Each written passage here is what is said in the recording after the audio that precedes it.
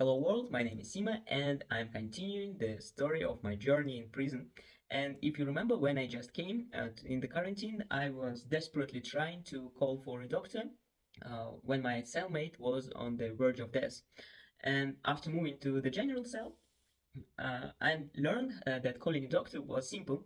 So you just stick your head out of the window, or rather the bars of the window, and shout with a heart-wrenching scream, really loud, "Doctor!" and the cell number.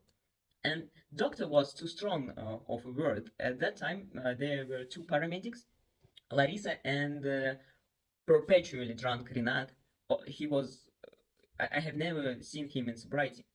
And now imagine that in several cells, people start feeling unwell at the same time. Maybe because of weather, maybe they ill, or but it happened. So and throughout the entire detention facility, they all scream for a doctor, really loud, interrupting each other, and that really nervous screaming, because when you hear the screams, you think that someone dying because they're shouting as they're dying. And the scary part is that when the doctor finally arrives, besides penicillin and a little vitamin, he can't do anything else. He hasn't got any medical. He even hasn't got knowledges about how to. What to do correctly, yeah, because I remember there was a woman in our cell. She has a tube sticking out of her abdomen, and one day she started feeling sick. So after yelling for the intoxicated Rinat, we watched in horror as he reached into her wound without any disinfection.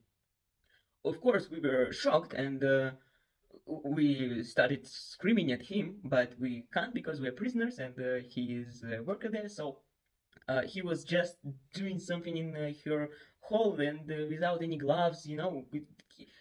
All this was so scary and horror, like from horror movie. And he diagnosed an abscess, poured Zilonka antiseptic on it, and a few days later she was sent to the Matrosskaya hospital.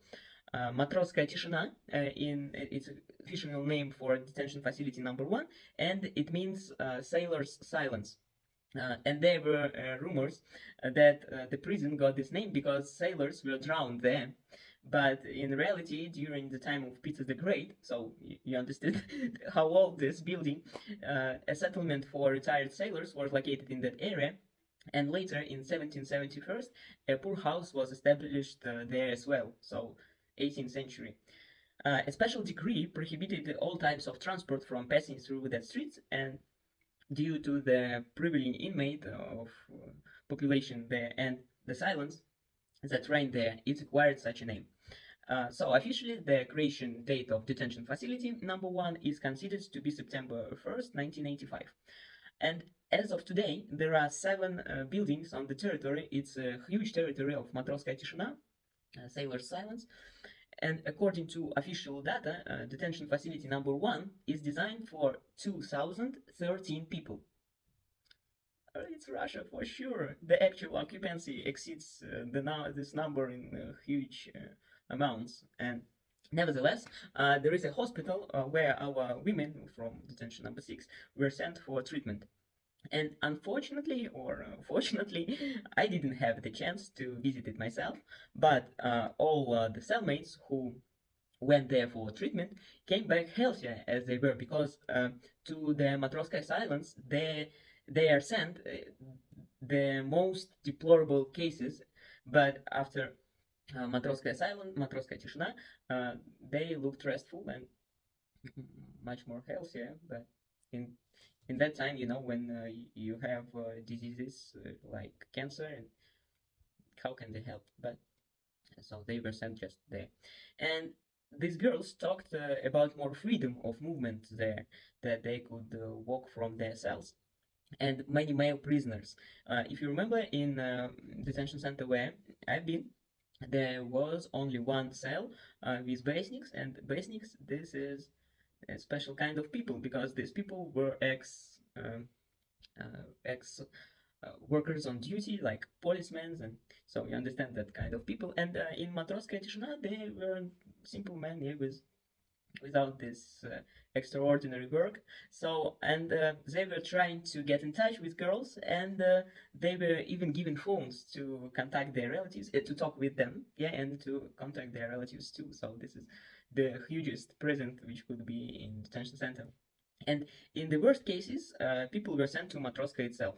The worst cases, like abscess or cancer, and detention facility number 6, where I've been, had a so-called medka, or medical unit here. And I once had the opportunity to visit the therapist's office there, but to get there, you had to write dozens of applications in the hope that at least one of them would be approved.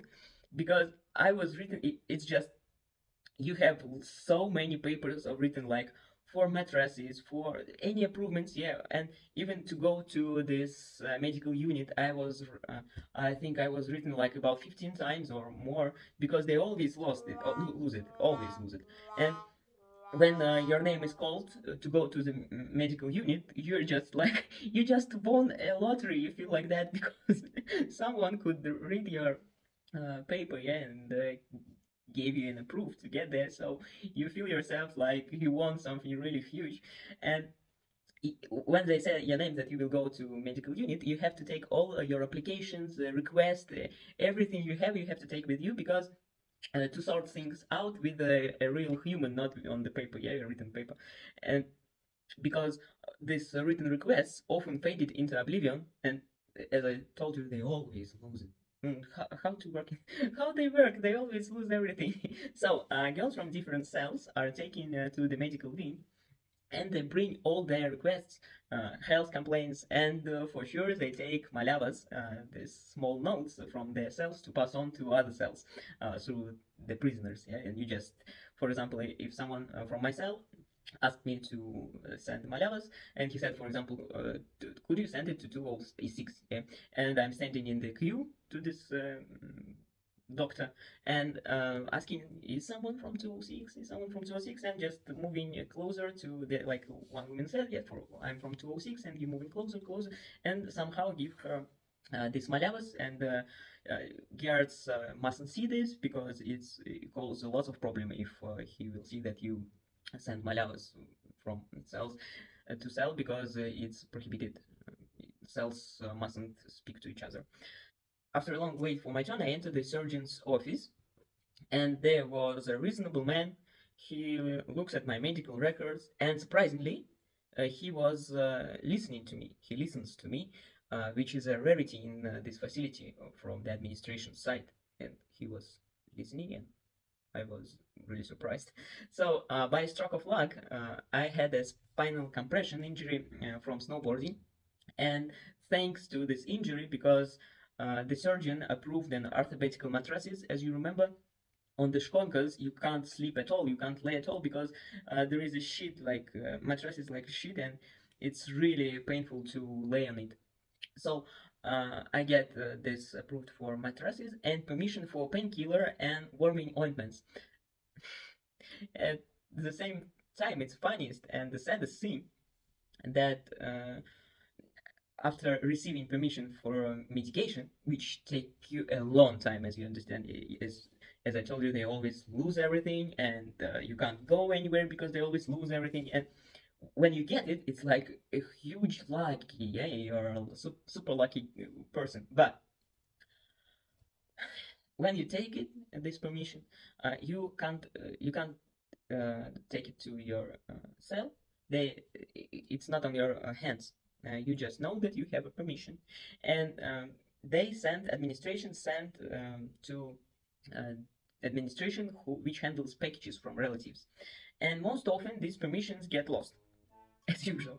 So can you imagine? And the medications are not accepted. So you are a free person standing in a queue for 5-8 hours to get to your beloved sick prisoner meds, and the administration denied them to take. So that's why we found the life hack. Life hack is that you send in medication by mail, because they won't give it back, because they have to send it back, but it costs money, and for sure no one will spend money on you there, so they can't send it back. And they will have to search for permission, and as usual it lost, and they sent the inmate for a new one, because when the post came, they came to myself, for example, because it's my post, and they say, "Where is your permission?" And I said, "What the hell? I already get 5 permissions, for example," and they can't find any of 5. And then they asked me to go to the medical to get another one. So more or less, but you will get this medical help. So don't let yourself get sick in those places, because you can't get, if you are ill, it's better to get some granny's recepts, because you can't take medicals there, and they won't allow you to get medicals for cold. And we had vitaminized mixture, honey, lemon, ginger, and red pepper. You put it on the glass and to the fridge for 4 hours, and then eat it with alone with lots of hot tea and warm woolen socks. That's all the things you can get when you are cold, and that was the only treatment for a cold. And just take care of your health and of your loved ones, because it's really important just to be healthier than everyone in this cell. So thank you for watching, and don't forget to subscribe. Thank you. See you soon. Bye.